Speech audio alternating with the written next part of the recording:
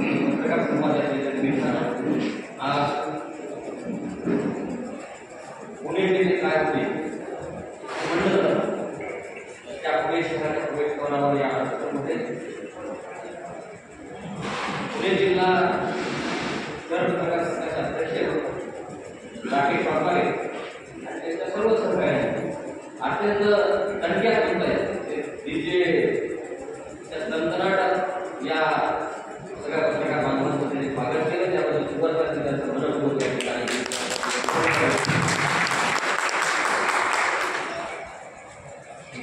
माझ्याबरोबर या यात्रेमध्ये प्रवास करतात ते राज्य सरचिटणीस विश्वासराव आवटे ज्यांनी या यात्रेची कल्पना मांडली आहे ती यात्रा या यात्रेचा धनुष्य त्याला म्हणता येईल वेळ आणि त्याचं संयोजन स्वीकारून राज्यभराचं नियोजन त्यांनी केलं ते या संघटनेचे प्रदेश कार्याध्यक्ष प्रवीण सपकाळे या ठिकाणी उपस्थित असलेल्या राकेश वाघमारे यांच्या मातोश्री शशीताई वाघमारे आरटीआयच्या अध्यक्षा या ठिकाणी उपस्थित असलेले ज्यांनी या ठिकाणी मनोगत केले आणि काही विषयही या ठिकाणी मांडले ते या भागाचे नगरसेवक योगेश तसानेजी डॉक्टर संतू जगदाळेजी या ठिकाणी भारतीय जनता पार्टीच्या शोभाताई लगड या ठिकाणी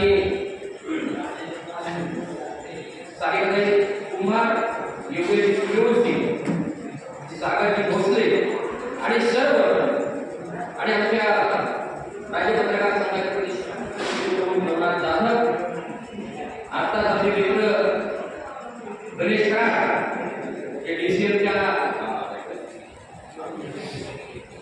सोशल मीडियामध्ये अत्यंत ऍक्टिव्हपणे काम करतात आणि करमाळा विधानसभा मतदारसंघाचे इच्छुक आहेत ते अत्यंत तरुण कार्यकर्ता त्याचा राज्यभर वावर असतो अनेक सामाजिक क्षेत्रामध्ये त्यांचं मोठ्या प्रमाणामध्ये काम आहे हेही या ठिकाणी उपस्थित त्यांचं मी राज्य पत्रकार संघाच्या वतीने स्वागत करतो आणि आपण सर्व या ठिकाणी उपस्थित महिला भगिनी या ठिकाणी पत्रकार आणि नागरिक या ठिकाणी उपस्थित आहेत हडपसर शहर आणि परिसरातील सर्वांचं मी मनपूर्वक या ठिकाणी धन्यवाद व्यक्त करतो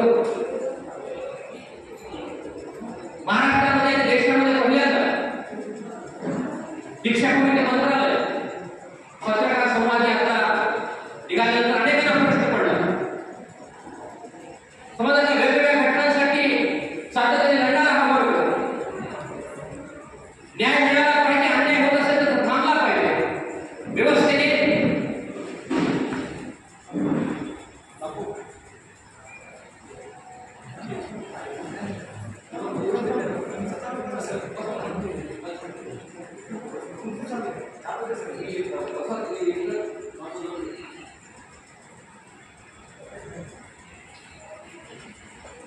आणि समाजाचा हा घटक लोकशाहीचा आत्ताचा उल्लेख केला त्यांनी योगेशजीने खूप सुंदर या ठिकाणी मांडणी केली की राजमुद्रा दिसते त्या राजमुद्रेमध्ये 3 स्तंभ दिसतात पण एक स्तंभ दिसत नाही जो पाठीमाग आहे त्या 3 स्तंभांना तो बॅकअप देतो तो आहे बाह्य स्तंभ आणि तो लोकशाहीमध्ये 4था स्तंभ म्हणून त्याचा उल्लेख केला जातो या स्तंभाची यामध्ये काम करणाऱ्या लोकांची आज परिस्थिती काय यावर चर्चा झाली पाहिजे आणि समाजाचं उत्तरदायित्व राजकीय व्यवस्थेचं उत्तरदायित्व की हा सुद्धा स्तंभ सक्षम असला पाहिजे तरच लोकशाहीमध्ये सामान्य माणसाचा आवाज व्यवस्थेपर्यंत जाऊ शकतो आणि व्यवस्थेपर्यंत पोहोचू शकतो यासाठी हे समाज आहे आणि त्याला प्रश्न पडतो पत्रकार लोकांचे प्रश्न मांडतात सातत्याने लोकांच्या प्रश्नासाठी व्यवस्थेवर धडाडतात हे आता नम्रपणे सांगू शकतो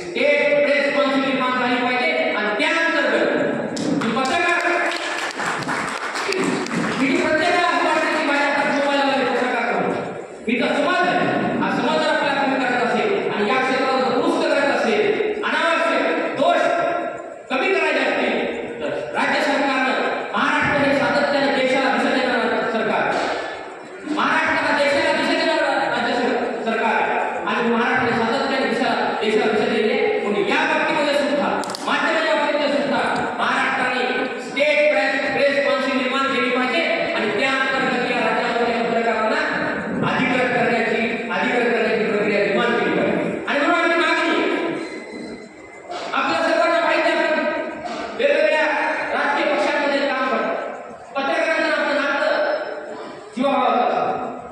स्थानिक पातळीवर काम करणाऱ्या माणसाला माहिती आहे की पत्रकारांची अवस्था काय आहे.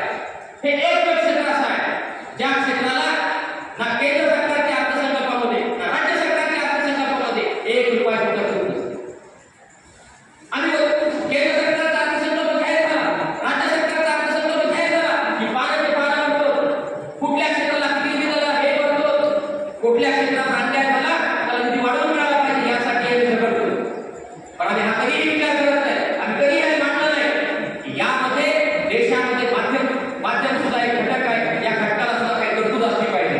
म्हणून आमची मागणी आहे की पत्रकारांनी वृत्तपत्र विक्रेत्यांसाठी आर्थिक विकास महामंडळ स्वतंत्रपणे असलं पाहिजे आणि त्यासाठी सरकारने दरवर्षी तरतूद केली पाहिजे. पत्रकारांना काय मिळतं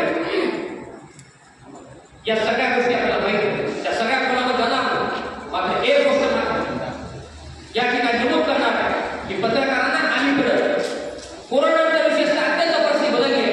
सगळ्या क्षेत्रांवर कोरोनाचा परिणाम झाला. सर्वाधिक परिणाम वर्तमानपत्रांनी या माध्यम क्षेत्रामध्ये झालेला आहे. अनेक मोठ्या वर्तमानपत्रांनी आपल्या आवडत्या बंद केल्या. एका क्षणात 10-20 वर्ष काम करणाऱ्या लोकांना एका क्षणात घरी जावं लागलं. जी वर्तमानपत्र आहेत ती वर्तमानपत्र आपलं प्रकाशन कमी करत आहे. अनेक ठिकाणी ते फक्त डिजिटलवर देत आहे आणि बहुतांशी लोक सुद्धा डिजिटलवर ट्रान्सफर झालेले आहेत. पण या डिजिटलचं, या सोशल मीडियाचं, या माध्यमातून काय परिणाम आहे, काय दुष्परिणाम आहे यावर अनेक ठिकाणी चर्चा होत आहे. अनेक ठिकाणी ज्ञान भरतात त्याला उत्तर देण्याचा प्रयत्न करतो. आणि म्हणून वाचन संस्कृती जपली पाहिजे.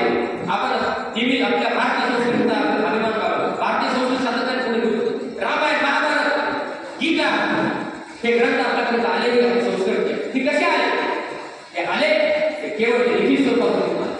म्हणून वाचनाला दुसरा वाचन या वाचनानुसार कुठलाही पर्याय नाही. वाचन हे माणसाचं ज्ञानेंद्रिय जागृत करते. आणि म्हणून आमची मागणी आहे की केंद्र सरकार खासगी विमा कंपन्यांना त्यांचा विमा विकला गेला पाहिजे, त्यांच्या पॉलिसी लोकांनी घेतल्या पाहिजे. यासाठी इन्कम टॅक्समध्ये कुठल्याही खासगी कंपनीची विमा पॉलिसी घेतली तर त्यामध्ये एका हप्त्याचा परतावा मिळतो.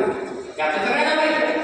आणि त्याच धर्तीवर आमची केंद्र सरकारला मागणी आहे. राज्य सरकारचा जो प्रस्ताव केंद्र सरकारने पाठवावा अशा प्रकारच्या विनंती करणार आहे की हे आहे की वर्तमानपत्र खरेदी करणाऱ्यांना सुद्धा इन्कम टॅक्समध्ये वाचण्याची सूट द्या.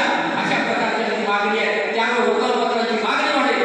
वर्तमानपत्र ज्ञानाचं बहार हे ज्ञान आहे, जगाच्या लोकांची खिडकी आहे. हे आपण समजून घेतलं पाहिजे. ही समाज यात्रा कशासाठी? ही समाज यात्रा यासाठी आहे की हे या लोकशाहीमध्ये 14 स्तंभ म्हणजे आपण उल्लेख करतो ते स्तंभ जर अधिक आर्थिक आणि सामाजिक पातळीवर जर सक्षम असेल, तो कमीत कमी दोषमुक्त असेल तरच या देशातील लोकशाही अधिक बळकट होऊ शकते, बळकट राहू शकते, सामान्य माणसाला न्याय मिळू शकतो. व्यवस्था कुठली आहे जेव्हा स्थानिक पातळीवर नगरपालिका असेल, नगरपंचायत असेल, जिल्हा परिषद असेल, पोलीस प्रशासन असेल, न्याय प्रशासन असेल, जेव्हा सामान्य माणसाला न्याय मिळत नाही त्याचं कारण ऐकून घेतलं जात नाही त्यावेळेस सामान्य माणसाला पत्रकाराची आठवण होते, कार्यकर्त्याला सुद्धा पत्रकाराची आठवण होते, राजकीय कार्यकर्त्याला सुद्धा पत्रकाराची आठवण होते. आपलं म्हणणं मांडायचं असेल त्याला पत्रकाराच्या समोर यावं, पत्रकाराच्या माध्यमातून जावं.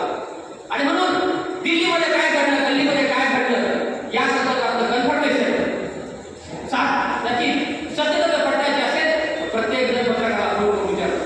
आणि म्हणून पत्रकाराच्या व्यवस्थेमध्ये आनंद हे आपण सगळ्यांनी समजून घेतलं पाहिजे. आणि हे क्षेत्र अधिकाधिक दोषमुक्त कसं करता येईल, हे अधिकाधिक जे आहे ते कसं सक्षम करता येईल यासाठी समाज अलीकडचे राज्य सरकार असेल, केंद्र सरकार असेल, कुठल्याही सरकार असेल, सगळी सरकार जर फक्त मतांच्या गठ्ठ्यांचा विचार करून सगळ्या घटकांना न्याय देण्याची भूमिका घेत असेल तर पत्रकारांना सुद्धा आपलं मत काय आहे याचा विचार करण्याची गरज आहे. आणि म्हणून ज्या ठिकाणी अनेक ठिकाणी दीक्षाभूमीला निघाल 28 तारखेला डॉक्टर बाबासाहेब आंबेडकर यांच्या पदस्पर्शाने पावन झालेल्या नागपूरच्या दीक्षाभूमीने आपल्याला सुरुवातीला जवळजवळ 50 सामाजिक आणि राजकीय संघटना या ठिकाणी पाठिंबा दिला. पहिल्या टप्प्यामध्ये विदर्भ, खानदेश, उत्तर महाराष्ट्र आणि पहिल्या टप्प्यात आम्ही शिर्डीमध्ये थांबलो. आणि 4 दिवसानंतर पुन्हा दुसरा टप्पा 13 तारखेपासून मराठवाडा, पश्चिम महाराष्ट्र, आज पुणे, पुढं कोकण आणि ठाणे आणि मुंबई 20 तारखेला मुंबईमध्ये या या